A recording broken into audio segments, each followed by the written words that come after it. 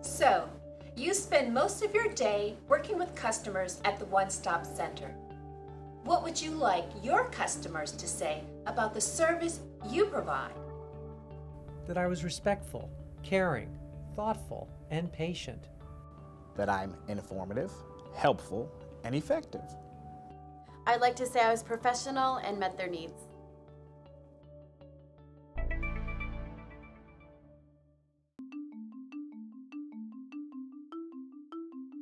Good customer service takes practice. What is good customer service? Good service means meeting your customers' needs in ways that have value and meaning to them. I'd like to learn how to drive large trucks. 18-wheelers? You've never driven a large truck before. No, not an 18-wheeler. I have driven some medium-sized trucks when I was in the Army. Tell me about your military experience. I worked for a medical supply unit. I'm also interested in becoming a medical technician. Well, which one is it going to be? Truck driver or medical technician? We don't have unlimited resources, I thought you said good customer service would have value and meaning. To me.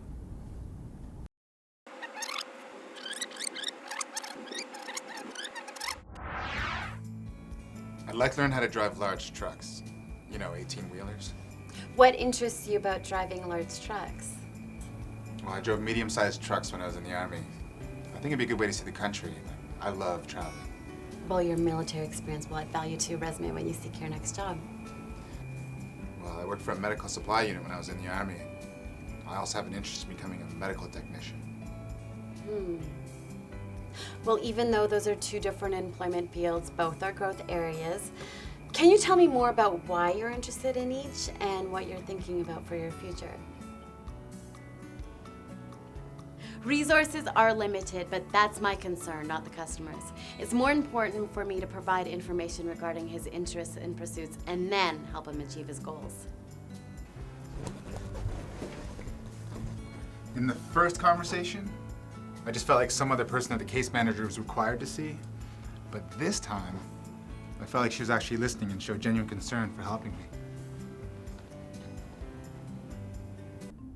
A strengths-based approach to customer service operates on the assumption that people have strengths and resources for their own empowerment.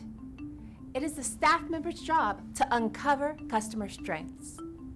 Most customers are looking for something they need when they enter your center and are likely expecting that they will have to prove their need is genuine. This puts them in a deficit mindset. Altering their mindset from what I need to what strengths can I build upon to meet my need immediately takes customer service provision to a higher level. Now, meet Martha Fong. I'm 60 years old. I live with my adult daughter who has 3 children. I'm looking for employment because my daughter was laid off, and I want to contribute more to the household. I don't want to be a burden to my family. I've been taking care of my grandchildren for the past 10 years. And before that, I worked at the Daily Times as a sales assistant. I was at that job since high school graduation.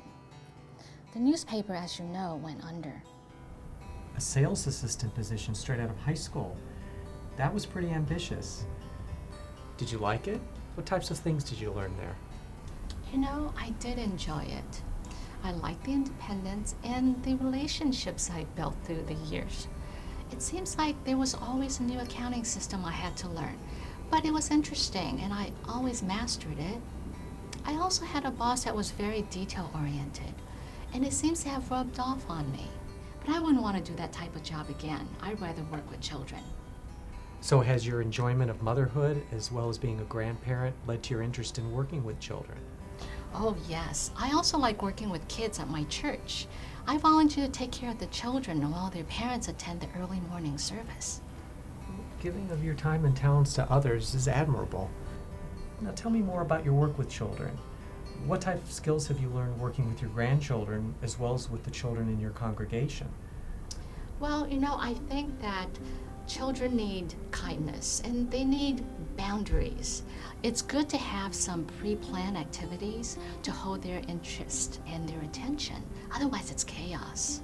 It's also important to remember that each child is an individual, and you have to work hard at relating with them just like you would with any adult. You've built an impressive list of skills from both your paid and volunteer positions.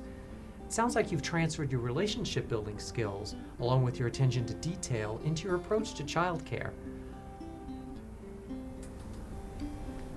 I'm feeling hopeful. It was hard coming in here today, but I think I can work with these people. What made that interaction strengths-based? Let's break it down. 1. Case manager believes in the customer's potential. 2. Concrete statements from the case manager identify strengths to assist the customer in developing her own strengths-based perspective. 3. Customer is encouraged to identify her skills. 4. Case manager identifies specific skills and how they transfer. 5. Case manager reinforces the fact the customer has skills to build upon. 6. Case manager does not see the customer's age or the time spent away from paid employment as reasons she will not succeed. Now, let's take a further look at Joseph Youngblood. I'm a veteran. I'm 37 years old. I'm interested in obtaining some training on how to drive semi-trucks for long-distance hauling. We have a family business, and it's been suffering ever since the Walmart opened up just outside our reservation. I think it's time that I learn some additional skills so I can better support my family. What did you like most about your experiences in the military? Well, I served with the medical supply unit, and I've often thought about becoming some sort of healthcare technician. Have you had an opportunity to explore the fields of health technology? Not really. I know that I have to go back to school. That's why I think it's important that I learn how to drive an 18-wheeler and make money soon. Okay. These seem like very different ambitions, but let's work together to get to where you want to be. Did the military present any unusual or unexpected challenges for you? Mostly I liked the military, especially for the fact that I got to see parts of this world that I wouldn't see otherwise. But it was difficult being away from my family for such long periods. You mentioned missing your family. Do you think a truck driving schedule is going to be difficult for you? Well, being away from my family for such a long period of time, I didn't like. But with truck driving, I think I'd see them like once a week. My wife could pick up my hours at the store, and I think she'd like to get out of the house now that the kids are old enough to go to school. Okay, how about we set you up with job shadowing opportunities so that you can get more insight and get your questions answered directly from the source, and then we could get you started on formal training.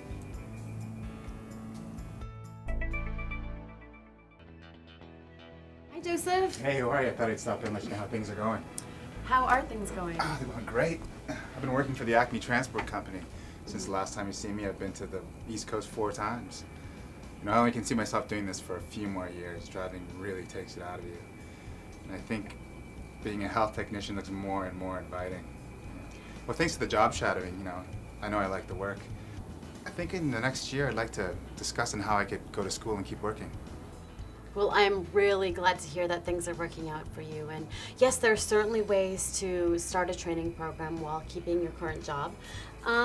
Here are some websites that you might want to look at to research different types of health technology jobs and the training required.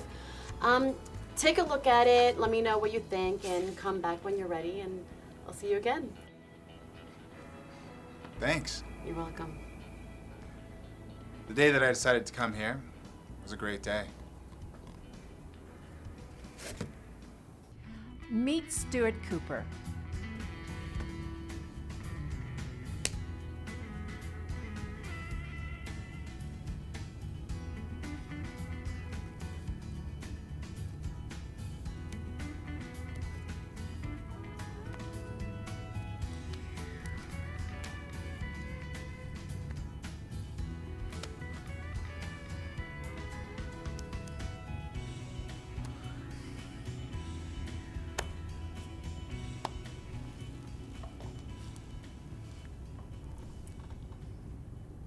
Often we experience what might be described as a good job interview without actually getting the position.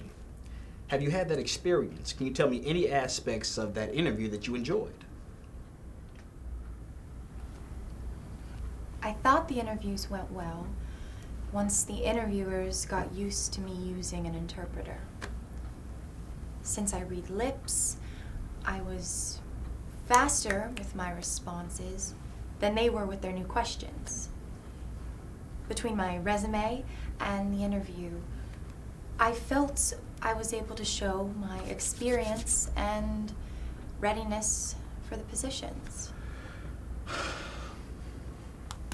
No one discussed my deafness, but I am sure that it was the barrier to getting hired. You know, it's interesting you say that. With all the laws regarding bias and discrimination, the interviewer may have been fearful of directly addressing your deafness. How do you feel about bringing it up in a discussion as you have with me? Do you think that would work? I don't want anyone to think I'm asking for preferential treatment. I think it's worth a try. If you take an approach that speaks to your strengths in relation to the deafness, then you can avoid any thoughts that you are asking for preferential treatment. For instance, you might say something like, I'm really interested in becoming an editor and know that I will be very good at the job. We have not yet discussed my deafness. So, would you like to talk about how I would go about performing my tasks and communicating with my other staff members? Interesting. I guess it deserves a try. It would certainly change the atmosphere I've been experiencing in the interviews. And we can set up a time for you to practice your interviewing skills right here.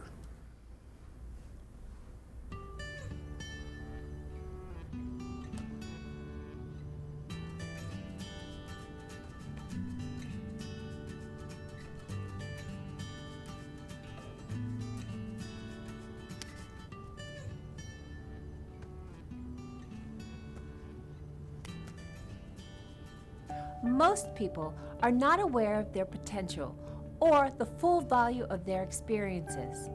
Also, they are likely not to know how their skills transfer from life experiences and jobs. It is helpful to consider a person's past, present, and future in a continuum. Thanks for watching Opening Doors for Everyone. Remember, all of your customers have strengths. Believe in their potential and work in partnership with them from the time they walk in the door until they're on their career path.